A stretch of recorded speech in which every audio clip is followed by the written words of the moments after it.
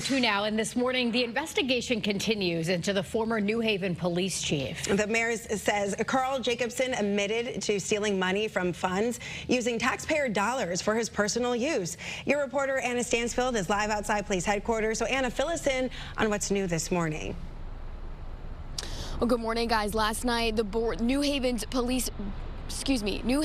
Board of Police Commissioners met last night for the very first time since the very abrupt retirement of the former chief. They say they're taking these allegations and the investigation very seriously.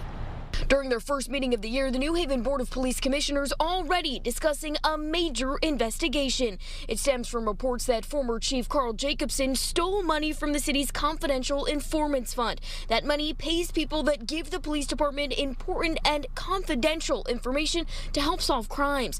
David Zanelli is now the city's acting chief as the investigation continues. Last night, commissioners said they're waiting to see how the investigation pans out, saying they are ready to take whatever action is necessary once it's complete.